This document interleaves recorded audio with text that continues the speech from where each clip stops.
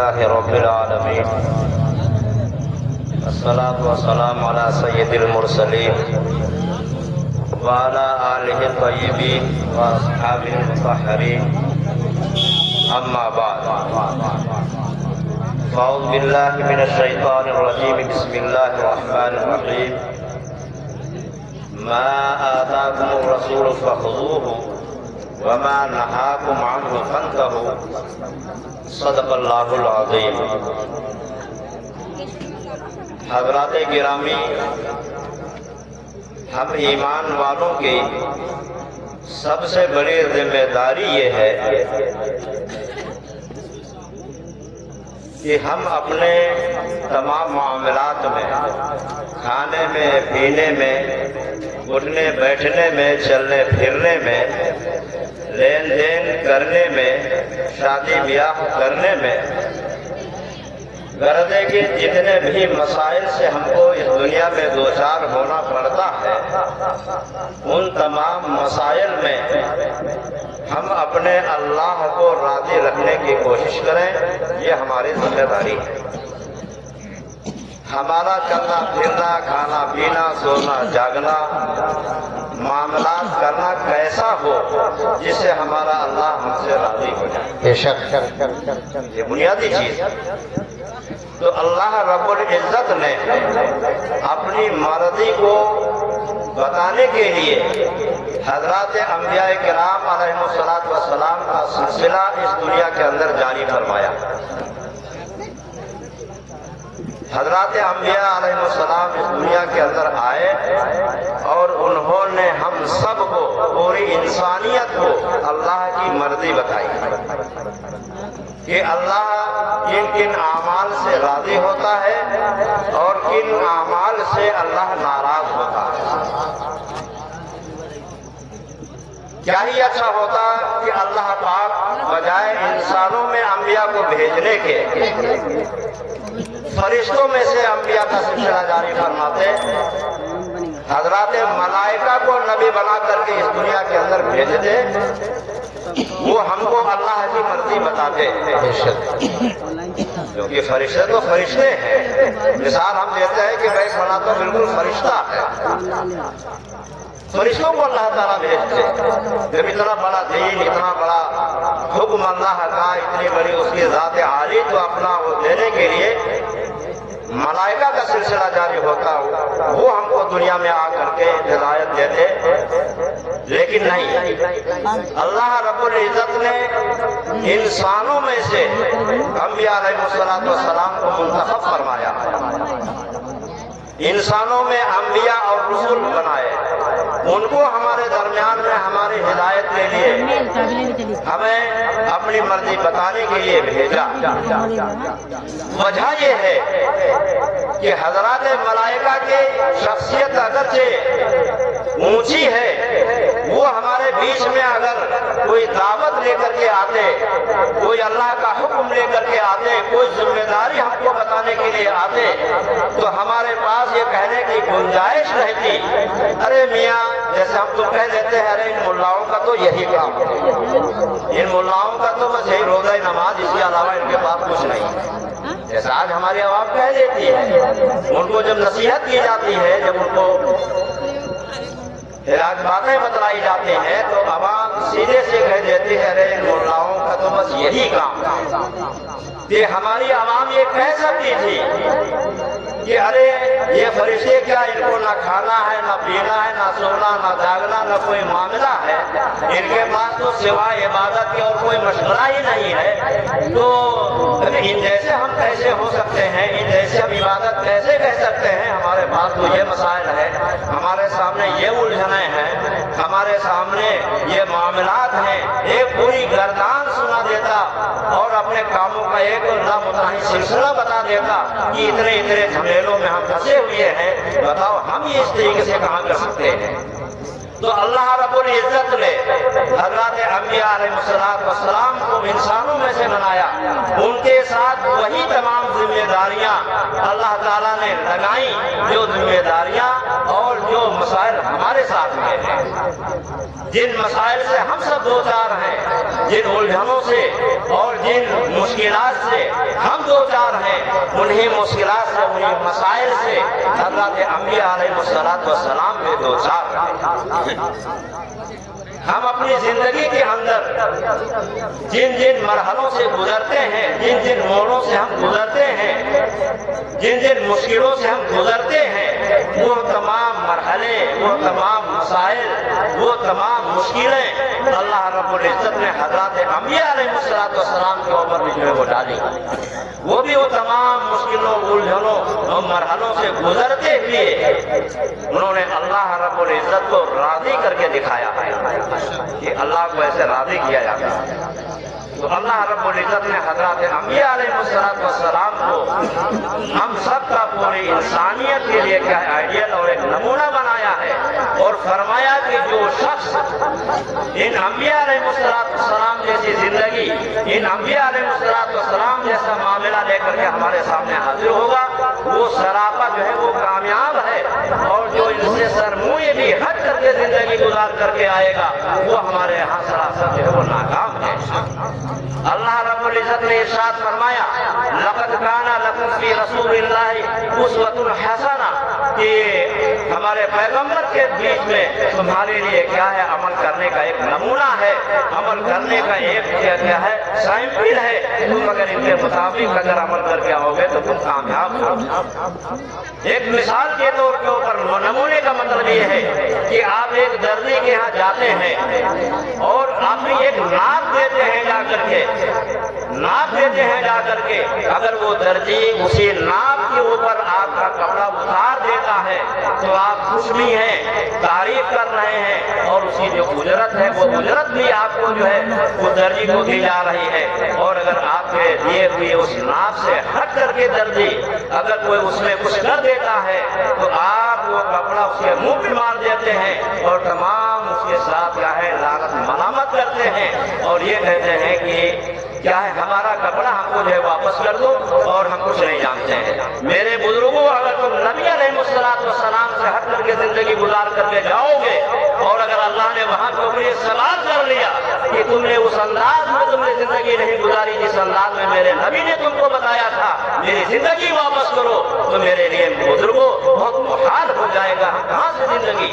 اپنے اللہ کو، اپنے خالق کو ہم واپس کر دیں گے؟ کیسے زندگی واپس کر دیں گے؟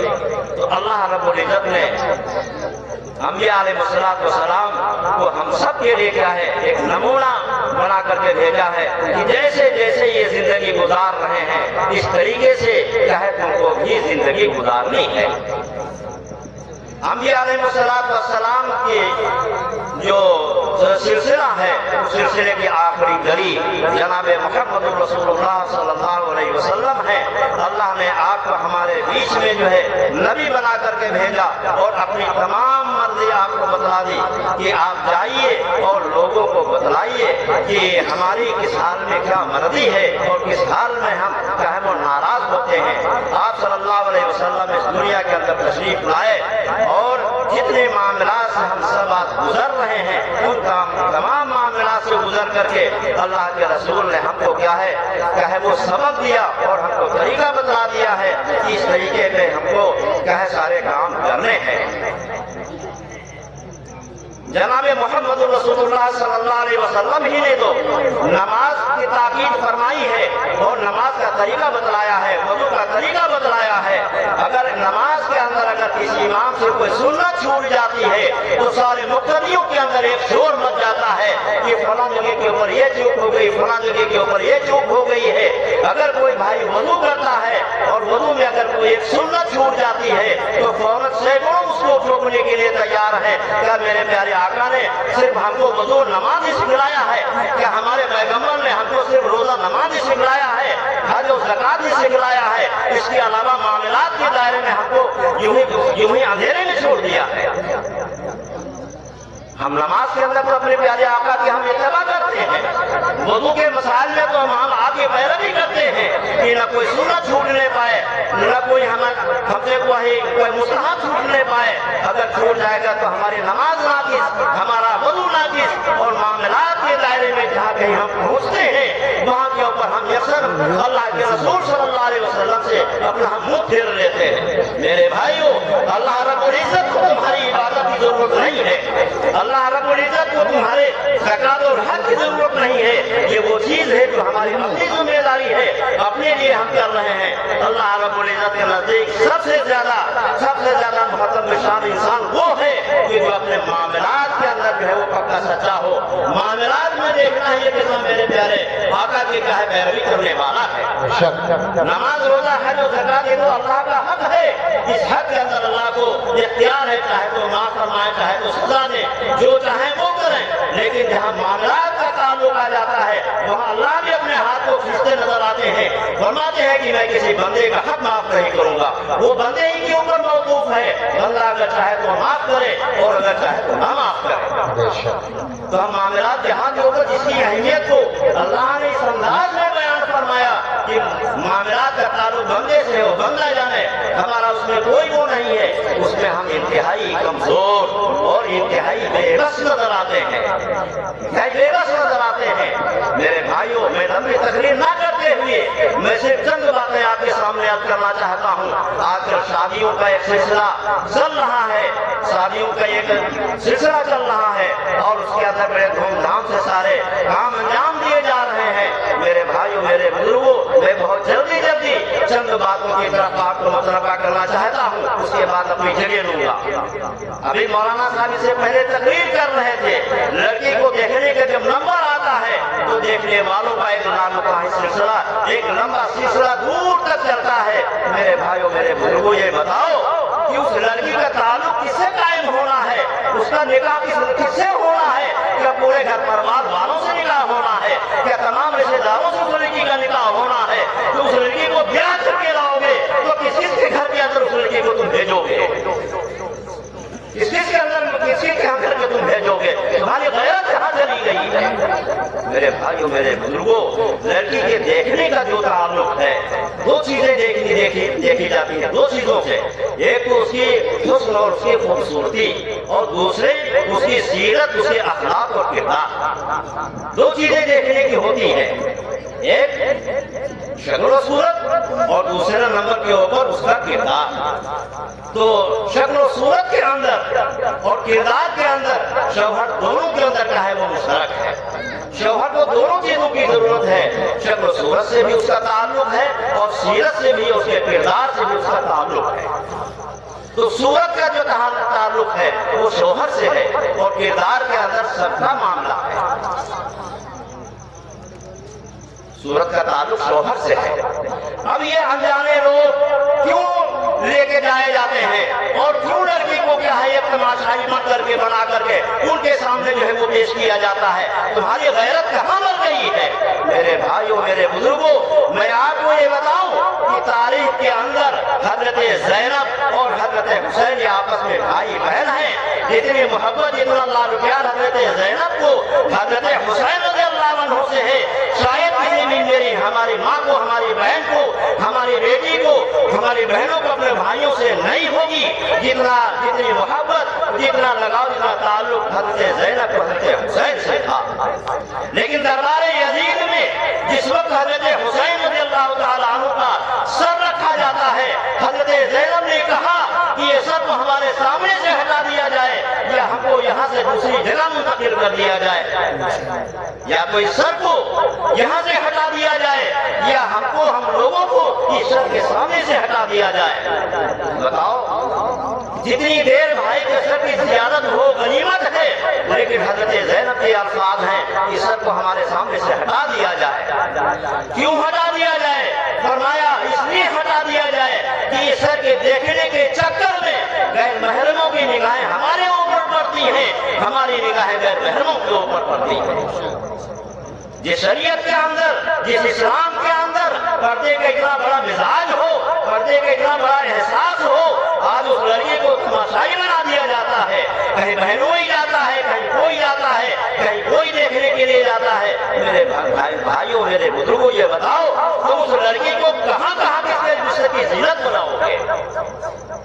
شوہر کو دیکھنے کا حق ہے، شوہر صورت کو دیکھے گا، جتنے اس کو پسند آ جائے گی اتنی ہی زیادہ اس کو محبت اور لاڈ پیار اس کے ساتھ رہے گا، اتنا ہی اچھی طریقے سے کیا ہے وہ زندگی جو ہے وہ گزارے گا۔ سیرت کا تعلق جہاں تک ہے تو سیرت کا تعلق عام لوگوں سے ہے، سبھی گھر والوں سے ہے، سبھی رشتے داروں سے ہے۔ اور اس سیرت کا تعلق کیا ہے کہ کوئی مہمان جائے گھر والے ہیں تو چاہیے وہ خدمت گزار ہو، لڑکی کیا ہو خدمت گزار ہو، اس سے اوروں کا بھی تعلق ہے۔ ہم ان تمام چیزوں سے کیا بے نیاز ہو کر کے عورت کو تماشائی بنا رہے ہیں، یہیں سے بھی پردگی کا سلسلہ شروع ہو جاتا ہے۔ میرے بھائیوں پردے کا اہتمام کرو، اپنی بیٹیوں کے پردے کا اہتمام کرو، اس کو تماشائی مت بناؤ، شوہر کو دکھلا دو، وہ اس کی سیرت کو اس کی صورت کو وہ دیکھ لے، دوسرے گھر کی جو ماں بہن بیٹیاں اور جو رشتے دار کیا ہے وہ جاتے ہیں اپنا کھا پی کر کے، ان کا معاملہ الگ ہے، لیکن شوہر کو دیکھو، لیکن یہ جو دیکھنے والوں کا جو سلسلہ رہتا ہے تو یہ جو ہے وہ غلط ہے، یہ میرے آقا صلی اللہ علیہ وسلم کے طریقے سے ہٹ کر کے ہے۔ بہت سے کمزور اور بہت سے زمین سے گرے ہوئے انسان اپنے دوستوں کو لے کر کے جاتے ہیں دکھلائی میں، اور اپنے ہونے والی بیوی کو اپنے دوستوں کو دکھاتے ہیں، کہاں مر گیا تیرا ضمیر، کہاں کھو گئی تیری غیرت۔ کہ آج بھی یہ ہے کہ انسان اپنے دوست کے اوپر سب کچھ لٹا سکتا ہے، لیکن یہ نہیں ہو سکتا ہے کہ ایک نظر کے لیے وہ اپنی بیوی کو کسی دوسرے کے حوالے کرے۔ ہے کوئی اتنے بڑے مجمع میں کوئی ایسا آدمی، ایسی زمین کا آدمی کہ ایک لمحے کے لیے اپنی بیوی کو کہاں آئینہ کر دے کہ دوسرے لوگ اس کو دیکھیں، دوست احباب اس کو دیکھیں؟ کسی کی غیرت یہ گوارا نہیں کرتی ہے، لیکن آج ہمارا یہ کلچر، آج ہمارا یہ سماج، ہمارا یہ معاشرہ اس کو فیشن سمجھ رہا ہے کہ اپنے دوستوں کو لے جا کر کے کیا ہے اپنے ہونے والی کیا ہے دلہن کو جو ہے وہ دکھانے کی کوشش کرتا ہے۔ اس لیے میرے بھائیوں ان باتوں سے جو ہے وہ بچو اور پرہیز کرو، یہ میرے آقا کی سنت ہے، یہ میرے آقا کا طریقہ ہے۔ مقصد کو سامنے رکھو، مقصد کو دیکھنے کا مقصد کیا ہے؟ شوہر دیکھ لے گا اس کے دل کو بھا جائے گی، صورت اس کے کیا ہے ذہن میں آ جائے گی، اچھا لگے گا، پوری زندگی اس کی جو ہے نہایت خوش و خرم اور پیار محبت کی زندگی گزرے گی۔ اور دوسرے لوگوں کا تو صرف اتنا ہی تعلق ہے کہ اس کے گھر پہنچ جائیں تو وہ چاہے وہ پانی پلا دے، چائے پلا دے، جیسا اور خدمت کر دے، چہرے سے تعلق کسی اور کا نہیں ہے۔ دوسری چیز جو اس کے اندر آتی ہے کہ جہاں سلسلہ لمبا ہوا دیکھنے والوں کا تو عیوب کا ایک سلسلہ ایک پوری کتاب کھل جاتی ہے، کسی کی سمجھ میں آیا اور کسی کی سمجھ میں نہیں آ رہا ہے، ارے وہ تو ایسی ہے، وہ تو ویسی ہے، فلاں ہے فلاں ہے۔ یہ عورتوں کیوں جاتی ہے دیکھنے کے لیے عورتیں کہ یہ جانے کتنے عیب اس لڑکی کے اندر جو وہ نکال کر کے آتی ہیں، ہوتے ہوا کے رشتے کو کیا ہے یہ ختم کر کے ستیہ ناش پڑھ کر کے آتی ہیں۔ میری ماں اور بہنیں کان کھول کر کے سن لیں، بلا تزکوا انفسکم کہ تم اپنے آپ کو بہت زیادہ پاک اور صاف ستھرا مت بناؤ، اللہ سے زیادہ کوئی پاک اور صاف ستھرا نہیں ہو سکتا ہے۔ یہ سمجھو اگر تم نے آج دنیا کے اندر اگر کسی کے عیب کو تم نے چھپایا ہے، کسی کے عیب کے اوپر اگر تم نے پردہ ڈالا ہے تو قیامت کے دن اللہ تعالیٰ تمہارے عیوب کے اوپر پردہ ڈال دے گا۔ یہ کیا کرتے ہیں؟ اس کی ناک ایسی ہے، اس کے کان ایسے، اس کی آنکھیں ایسی ہیں، اس کی فلاں چیز ایسی ہے، فلاں چیز ایسی ہے۔ اگر آج تم کسی کے عیب کو اگر آشکار کرو گی، کسی کے عیب کو اگر تم ظاہر کرو گی تو کل کو اللہ رب العزت قیامت کے دن جہاں کے اوپر تم انتہائی محتاج ہوگی وہاں تمہارے عیوب کو اللہ تعالیٰ عام مخلوق کے سامنے کھول کر کے رکھ دے گا۔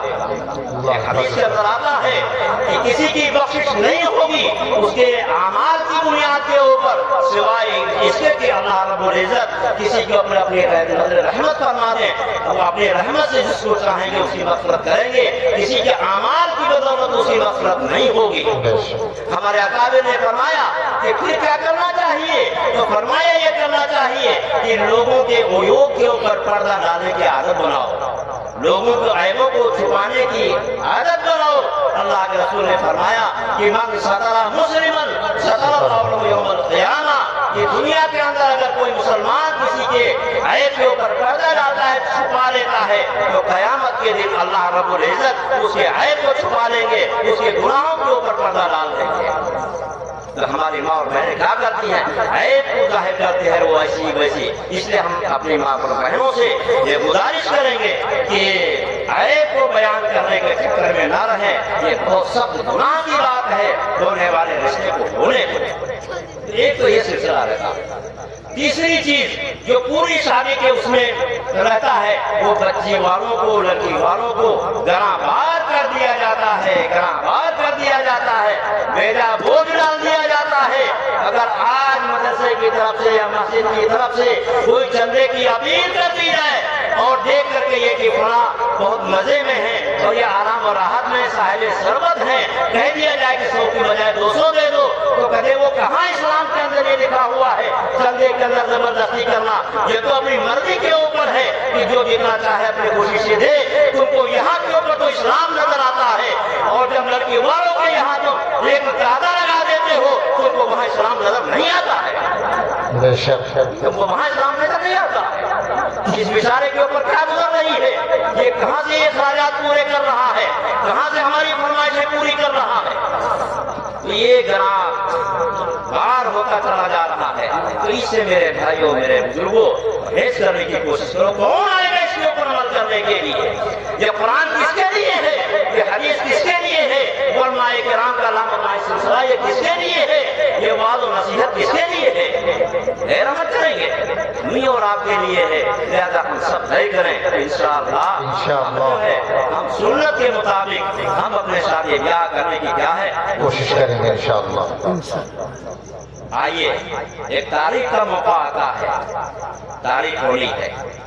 अरे कितना बड़ा वजन तारीख के अंदर है, तारीख के अंदर कितना बड़ा कुंटल की तारीख है कि इतने सारे लोगों का क्या है यहाँ वहाँ के ऊपर जमा हो जाता है।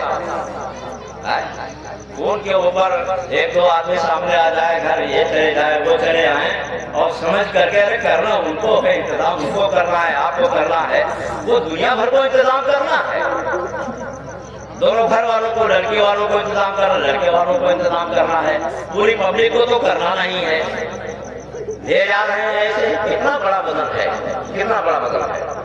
आसानियां पैदा करो। अल्लाह के रसूल सल्लल्लाहु अलैहि वसल्लम ने फरमाया आसानियां पैदा करो, मुश्किलात में किसी दूसरे को भर डालो। उसके अंदर जो खास बात आ रही है मैं आपको बताऊं, तारीख जब होती है तो उसमें एक देखा जाता है कि देखो ये तारीख ठीक है, इसमें कोई बात तो नहीं है। सादो नहस इसको कहते हैं। साद के माना अच्छी घड़ी और नहस के माना मनहूस घड़ी, कि कोई ऐसा तो नहीं है कि आज में कोई लाभ और हान हो जाए। ये तारीख देते हैं। जितनी वालों ने लिख रखा है बाकायदे शरई, सादो नहस का जो ताल्लुक है वो शिया अकायद के मुताबिक है। उन्होंने साफ लिख दिया है। क्या हम और आप शिया हैं? बताओ कितने लोग बैठे हो, क्या हम और आप शिया हैं? जो उस अकीदे के ऊपर हम अमल कर रहे हैं, जो 7 तारीखें हमारे सामने आए, हाँ वो मंजूर है, और जिसके आगे नहस लिखा हुआ हो वो हमको नामंजूर है, वो हमको नामंजूर है। ये शिया के फैसला करो खुद ही। हम तो मुसलमान, हम तो सुन्नी मुसलमान हैं, अहले सुन्नत वल जमात हैं। शिया से हमारा क्या ताल्लुक है? शियों के अकायद से हमारा क्या लेना देना है? लेकिन क्या है, हम उनको भी अपने साथ में लिए, उनके भी मजहब, उनके भी मसला के ऊपर हम क्या है वो अमल कर रहे हैं। तारीख का जब मौका आता है तो हम क्या है सादो नहस को देखते हैं। मेरे भाइयों, ये सादो नहस के चक्कर में मत पड़ो, वरना क्या है तो अपने आप को शिया मजहब साबित करोगे। कि जैसे हम और आप सब लोग क्या है जिसमें इसका एहतमाम करते हैं वो शिया मजहब से ताल्लुक रखने वाले हैं। उन्होंने लिख दिया जिंदगी में शिया मजहब। तो सादो नहस सारी घड़ियां अच्छी है। बताओ कोई घड़ी ऐसी भी है, कोई घड़ी ऐसी भी है जिसको अल्लाह रब्बुल इज्जत ने खराब और बेकार बनाया हो? सारे साल, सारे महीने और सारे दिन, सारी घड़ियां ये सब अल्लाह रब्बुल इज्जत की बनाई हुई है। अल्लाह रब्बुल इज्जत की बनाई हुई है। अल्लाह रब्बुल इज्जत इरशाद फरमा रहा है फतबारकल्लाहु अहसनुल खालिकीन। ये अल्लाह रब्बुल इज्जत ने कायनात के जितने चीजें हैं क्या ही बेहतरीन सांचे के अंदर ढाल इज्जत ने इन अय्याम को अल्लाह रब्बुल इज्जत ने बनाया है, दिनों को अल्लाह के अलावा किसी और ने नहीं बनाया है। ये दिन और साल और महीने ये अल्लाह के बनाए हुए हैं। गोया कि हम साद और महज का मसला घुसेड़ करके हम अल्लाह की तखलीक में हम लफ्ज़ निकाल रहे हैं, हम कमजोरी निकाल रहे हैं। गोया कि अल्लाह ने जो है यहाँ के ऊपर ये दिन को खराब बना दिया है। अल्लाह ने सारे दिन, सारे महीने, सारे मौसम सब अच्छे बनाए हैं। मेरे भाइयों, मेरे बुजुर्गों, अपने ईमान की खैर बनाओ।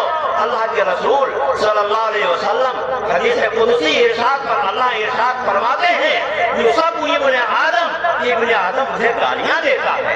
अल्लाह रब्बुल इज्जत फरमा रहे हैं, अल्लाह के रसूल के जुबानी फरमा रहे हैं कि इब्ने आदम मुझको गालियां देता है। यानी इंसान हमको गालियां बक रहा है। कैसे गालियां बक रहा है? यसुब्बु दहर, कि वो जमाने को बुरा भला कहता है, वो अना दहर, और मैं ही जमाना हूँ। जमाने को बनाने वाला, वक्त और अय्याम को बनाने वाला, मौसम को बनाने वाला मैं हूँ। और ये इंसान दिनों को बुरा भला कह रहा है, मौसम को बुरा भला कह रहा है, ये मुझे गालियां दे रहा है। बड़ा बताओ क्या हद है हमारी जिल्लत और खुआरी की, कि जितना ही बड़ी शख्सियत को आप गाली देते चले जाएंगे उतना ही ज्यादा आप मुजरिम ठहराए जाएंगे। अल्लाह फरमाते हैं कि इब्ने आदम को गालियां देता है, ऐसी गालियां देना है कि हम उसकी बनाए हुए अयाम के अंदर हम क्या है अच्छाई और बुराई ढूंढ रहे हैं और कहते हैं कि ये फला तारीख गलत है, ये गलत है, ये मनहूस है।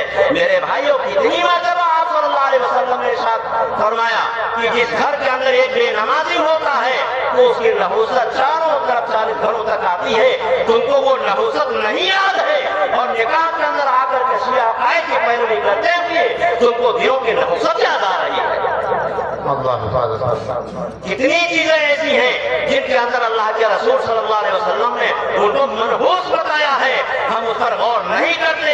और जहाँ के ऊपर अल्लाह ने अच्छा बताया है हम उसके अंदर क्या है हम ऐब तलाश करते हैं। वो घर मनहूस है जिस घर के अंदर आजान की आवाज न पहुंचती हो। अल्लाह के रसूल ने फरमाया अगर नहुसत हो सकती है तो 3 चीजों के अंदर हो सकती है। नंबर 1, घर के अंदर नहुसत हो सकती है और घर की नहुसत ये है उसको इस साख के ऊपर बनाया जाए कि आजान की आवाज आपके घर तक न पहुंच सके,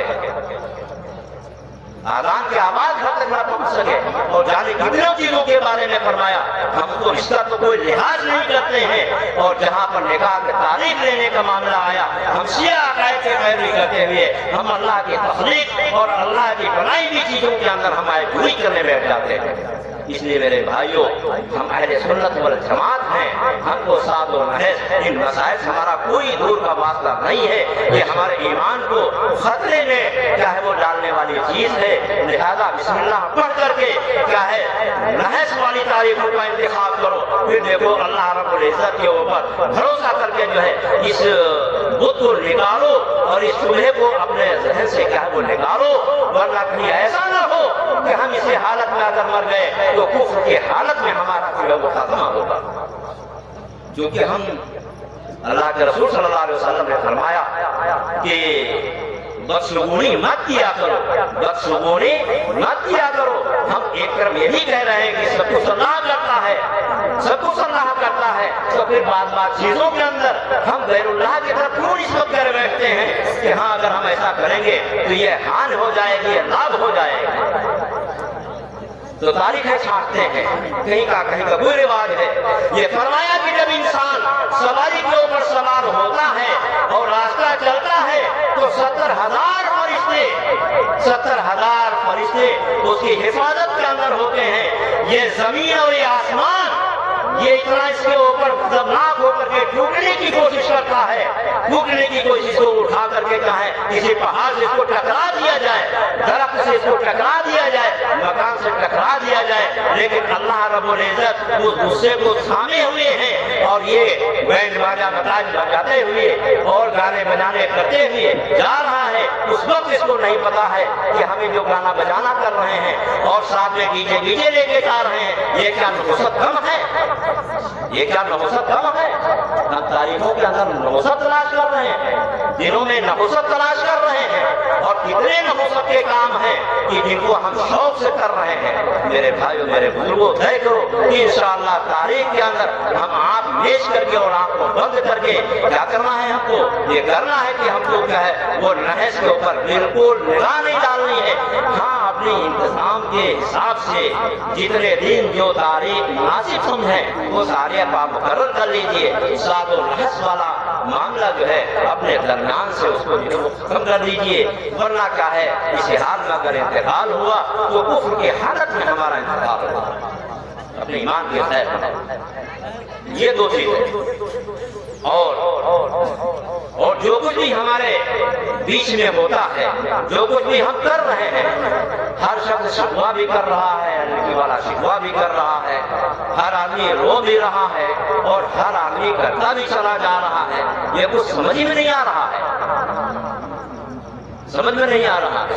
मेरे भाइयों, मेरे बुजुर्गों, अल्लाह के रसूल सल्लल्लाहु अलैहि वसल्लम की सीरत तैयबा हम सब के लिए क्या है वो नमूना है। अगर आपकी सीरत के मुताबिक, आपके तरीके के मुताबिक शादी करके दुनिया से अगर हम जा रहे हैं तो समझ लीजिए कि हम 100% कामयाबी के साथ। कहीं कहीं तो ऐसा होता है, कहीं कहीं तो ऐसा होता है, महर का जब मसला आता है, महर का ना देखा आओ ना देखा ताओ, अरे महर फातिमी मांगो, महर फातिमी मांगो। चलिए ठीक है, वो कितनी है कितनी नहीं है इसे कोई बहस नहीं है, लेकिन इससे जो सबूत हमको मिल रहा है अपने भाइयों से, वो सबूत मिल रहा है कि वाकई हज़रत फातिमा ज़हरा रज़ियल्लाहु ताला अन्हा से बेइंतहा मोहब्बत है। इसलिए उनकी निस्बत के ऊपर क्या है ये महर आदमी पसंद कर रहा है कि चाहे मुबारक निकाह होगा वो कि जिस निकाह के अंदर महर फातिमी को मांगा जाए। कोई मसले का हल नजर नहीं आता है तो आदमी महर फातिमी को तलाश करता है। अरे चलो झगड़ा से खत्म करो, महर फातिमी मांगो। तो महर के अंदर तो महर फातिमी याद आ रहा है, महर का जब मामला आया तो महर फातिमी याद आ रहा है कि महर फातिमी मांगो। तो पूरा निकाह हज़रत फातिमा ज़हरा का हमारे लिए नमूना नहीं है। हज़रत फातिमा ज़हरा का जिस अंदाज में निकाह हुआ है तो क्या वो पूरा निकाह हमारे लिए आइडियल नहीं है, हमारे लिए नमूना नहीं है। जैसे महर फातिमी हमारे लिए क्या है निस्बत की दलील है, हज़रत फातिमा से मोहब्बत की दलील है, हज़रत फातिमा से उनसियत की दलील है। तो इसी तरीके से आपके निकाह की जो पूरी कारगुजारी है वो कारगुजारी भी हमारे लिए क्या है, ये मोहब्बत की दलील है और वही चाहा ही जा रहा है। अगर हम सब लोग उस अंदाज के ऊपर आ जाएं जिस अंदाज में हज़रत फातिमा ज़हरा रज़ियल्लाहु ताला अन्हा का निकाह हुआ है तो सारे मसाइल हल हैं, सारे मसाइल हल हैं। हर आदमी ये हसरत करने लगेगा, हर आदमी ये तमन्ना करेगा कि अल्लाह ताला काश हमको बेटों के मुकाबले में क्या है वो बेटियां ज्यादा मरहमत फरमाए। इतना आसान मामला है कि बेटों के बजाय बेटियां ज्यादा मरहमत फरमाए, क्योंकि बेटियां जो है अल्लाह रब्बुल इज्जत की तरफ से क्या है वो रहमत है। एक आता है कि हज़रत मूसा अलैहिस्सलाम ने अल्लाह पाक से पूछा, क्या अल्लाह आप जब अपने किसी बंदे से बहुत ही ज्यादा खुश होते हैं तो उसको क्या देते हैं? तो अल्लाह ताला ने फरमाया कि पेनल्टी में उसको हम बेटी अता फरमाते हैं। जिस बंदे से हम ज्यादा मोहब्बत रखते हैं उसको पेनल्टी में हम क्या है बेटी अता फरमाते हैं। फिर 2-3 सवाल हुए, हर सवाल के जवाब में अल्लाह रब्बुल इज्जत ने यही फरमाया कि हम उसको बेटी अता फरमाते हैं। ये इतनी बड़ी क्या है अल्लाह की नेमत है, इतनी बड़ी बरकत है, इतनी बड़ी रहमत है, और उस रहमत को नेमत को हमने क्या है वो रहमत बना लिया, रहमत बना लिया। तो इतना क्या निकाह था हज़रत फातिमा ज़हरा रज़ियल्लाहु ताला अन्हा के पैगाम बहुत आए। कई सहाबा बड़े बड़े अदल सहाबा की तरफ से निकाह के पैगाम आए। अल्लाह के रसूल सल्लल्लाहु अलैहि वसल्लम के छोटे होने की वजह से क्या है वो हरत फरमाते रहे कि अभी छोटी अभी छोटी अभी छोटी। دوسرے اور حضرات تھے، انہوں نے حضرت علی رضی اللہ تعالیٰ عنہ سے فرمایا کہ دیکھو کہ بہت سارے لوگ اپنے اپنے پیغام لے کر کے کیا سرکار کی خدمت میں پہنچ رہے ہیں، اور تمہارا تو رشتہ ہے، تمہارا تو یہ حق بنتا ہے، تم کیوں نہیں کہ حضرت فاطمہ کو اللہ کے رسول سے مانگ رہے ہو؟ جاؤ تم بھی کیا ہے رشتہ پیش کر دو، مانگ لو حضرت فاطمہ کو۔ حضرت علی رضی اللہ تعالیٰ عنہ نے، آپ اس کو مت ایک صرف واقعہ مت سمجھیے، دیکھیے کہ دیکھنے سے لے کر کے اور رخصتی منگنی رخصتی تک آخر تک یہ کتنا اس کے اندر کام ہو رہا ہے۔ تو حضرت علی رضی اللہ تعالیٰ عنہ سے فرمایا کہ ایسا کرو کہ تمہیں چلے جاؤ اور مانگ لو جا کر کے۔ حضرت علی نے فرمایا کہ مجھے اپنے بارے میں کہتے ہوئے جو شرم آتی ہے، مجھے شرم آتی ہے، میرے اندر کہنے کی ہمت نہیں ہے۔ تو حضرات نے کہا کہ چلو تم نہیں کہہ سکتے ہو تو چلو ہم کہہ دیتے ہیں۔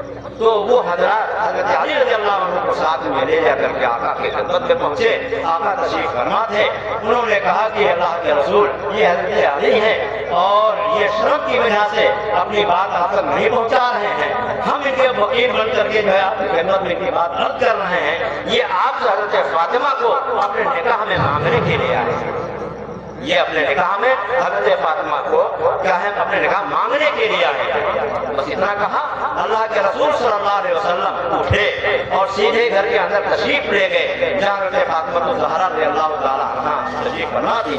آپ نے فرمایا کہ بیٹی حضرت علی کی طرف سے کیا ہے تمہارے لیے پیغام نکاح ہے، کیا تم کو یہ رشتہ منظور ہے؟ کیا تم کو یہ رشتہ منظور ہے؟ حضرت فاطمہ الزہرا رضی اللہ تعالیٰ عنہ نے فرمایا کہ ہاں ابا جان مجھے یہ رشتہ منظور ہے۔